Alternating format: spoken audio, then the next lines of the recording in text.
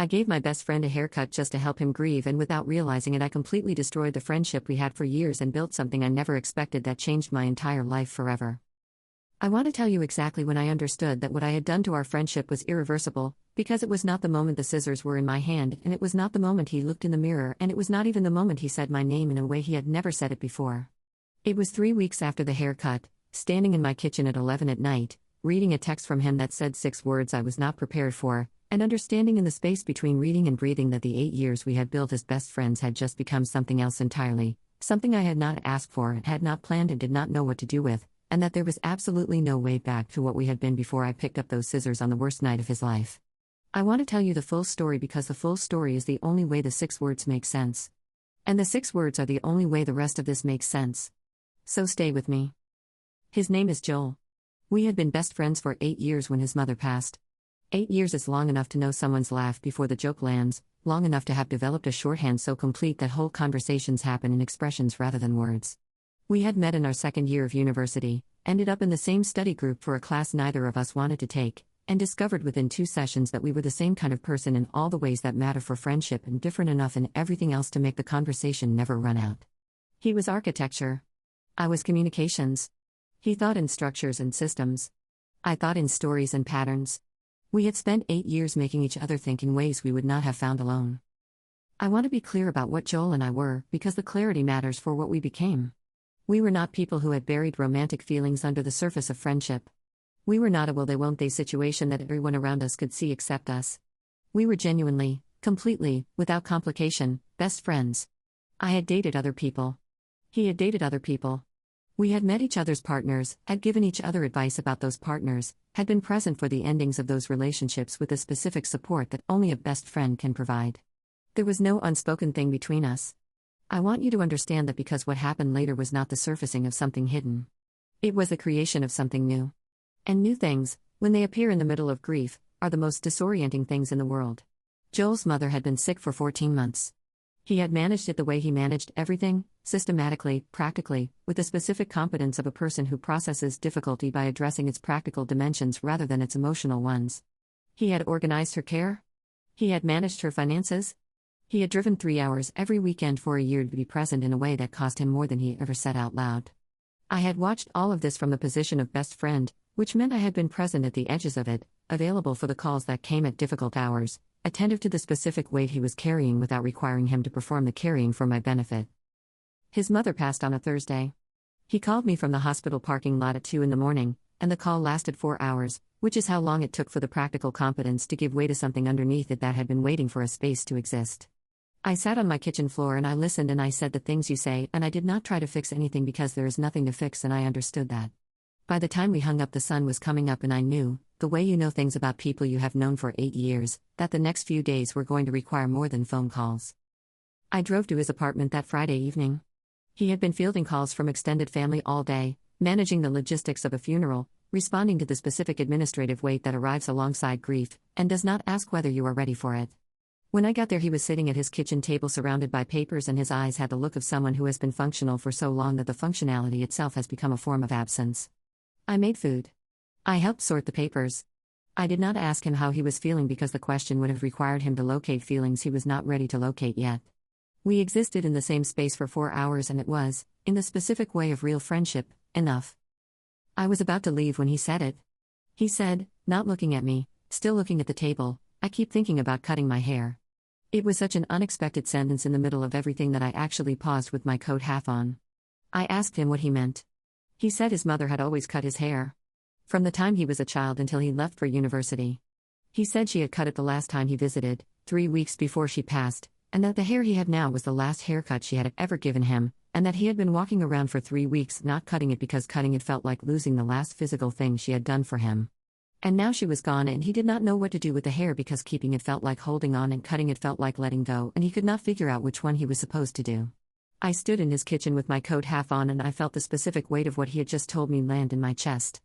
And then I said, without thinking it through, without considering what it meant or what it might produce, I could cut it. If you want. You do not have to decide anything tonight.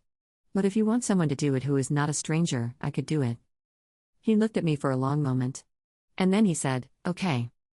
I want to stop here and tell you something honest. I am not a hairdresser. I have trimmed my own hair. I have watched approximately 45 minutes of tutorial videos across my lifetime.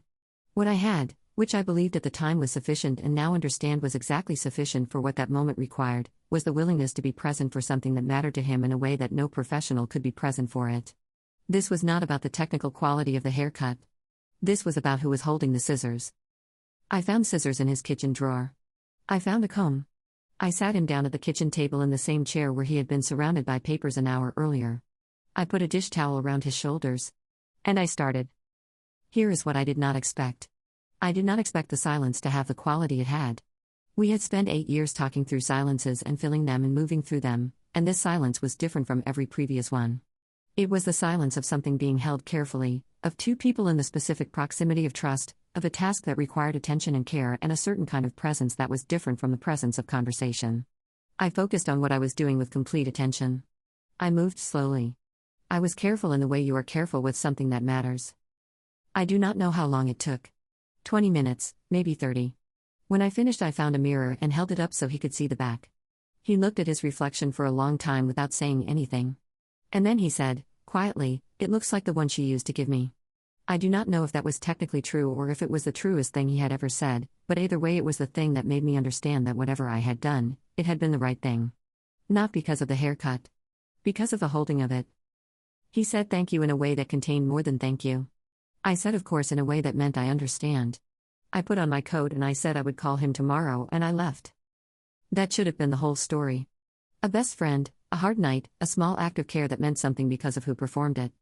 That should have been the complete and entire story with a clean ending. Except it was not the ending. It was not even close to the ending. It was the moment that everything we had built across 8 years picked up a thread it had not known it was carrying and began, slowly and without either of us directing it, to pull. The calls after that were different. Not dramatically. Not in a way I could have pointed to and named in the first week. But different in a quality I noticed and did not examine directly because examining it directly felt like doing something to it that I was not sure it could survive. He called more than he had before. The calls lasted longer. The conversations went to places our conversations had not gone before, not because new topics appeared but because the depth at which familiar topics were discussed had shifted. He talked about his mother in ways he had not talked about her before, not managing the information but living inside it, trusting me with the unprocessed version of his grief in a way that required a different quality of presence from me than our friendship had previously asked for. I gave him that presence. Not because I had decided to give it. Because it was simply what the situation asked for, and I was the person there to give it. 3 weeks after the haircut, I was in my kitchen at 11 at night when my phone lit up with his name. I had been expecting a call. I had not been expecting what the message said. The message was not a call request. It was a text. 6 words. I read them once. I read them again. I put the phone down on the counter and I stood in my kitchen and I understood, with the specific clarity of something arriving after it has already changed everything, that the 8 years were over. Not ended. Over. Completed. Something had finished and something else had begun, and I had been standing in his kitchen with scissors in my hand on the worst night of his life, and I had not known that was the moment. I had not known that was the moment at all. The 6 words were, "I think I'm in love with you." I stood in my kitchen for a long time before I responded. I want to be honest about what happened in that standing, because it was not simple and it did not resolve quickly. The first thing I felt was not what I expected to feel. I had expected, if I had thought about this scenario at all, which I had not consciously thought about it, to feel the specific discomfort of a friendship that has been misread, the careful and slightly painful work of clarifying something to someone you care about without damaging what you have. I had expected to feel the need to correct something. I did not feel that. What I felt was something I did not have immediate language for, something that arrived not as a new thing but as the recognition of something that had been present without being named, like a sound you realize you have been hearing for a while only in the moment it stops. I stood in my kitchen and I felt it, and I did not immediately trust it because it was arriving in the context of his grief and my care and 3 weeks of a closeness that had been produced by loss, and I understood enough about those conditions to know that they were conditions in which feelings could be amplified or manufactured or mistaken for things they were not. So I did not respond to his 6 words with 6 words of my own. I called him. He picked up after 2 rings. The silence before either of us spoke lasted long enough to be its own communication. Then I said, "Tell me what you mean." Not because I did not understand what the words meant. Because I needed to hear the version of it that existed underneath the words, the one that would tell me whether what he was feeling was grief finding a place to land or something that had been there before the grief gave it permission to surface. He talked for 20 minutes. I did not interrupt. He said he had been trying to understand for 3 weeks whether what he was feeling was real or was the specific distortion of grief and proximity and need. He said he had gone back through 8 years in his head looking for the moment it had started. He said he could not find a single moment because it had not started. He said it had always been there in a form he had not had a name for, and the haircut had given it a name, not created it, just given it the specific language it had been missing. He said he understood if this changed everything. He said he needed me to know regardless. When he finished, I was quiet for a moment.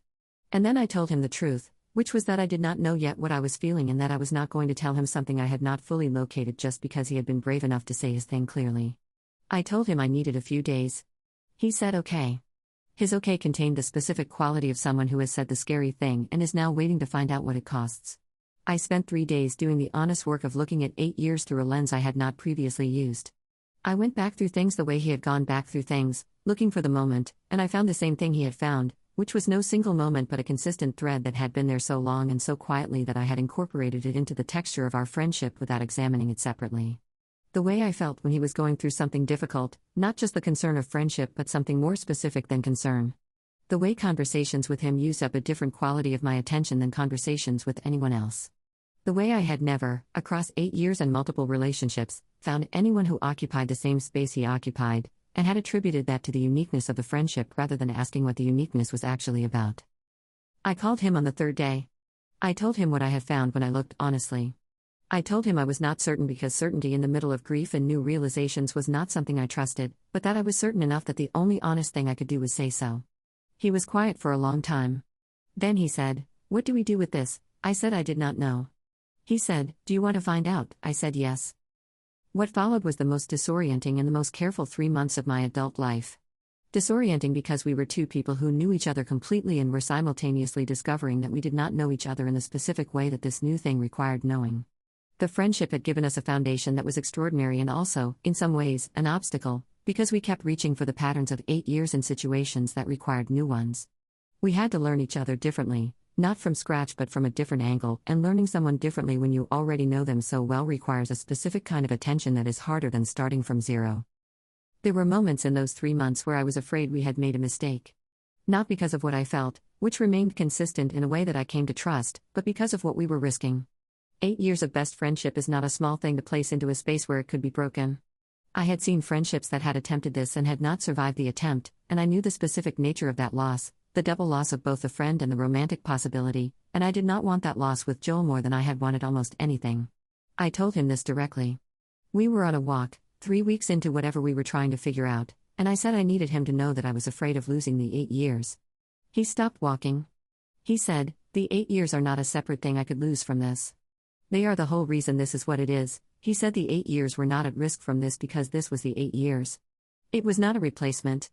It was what the 8 years had been building toward without either of us supervising the building. That sentence did something to the fear.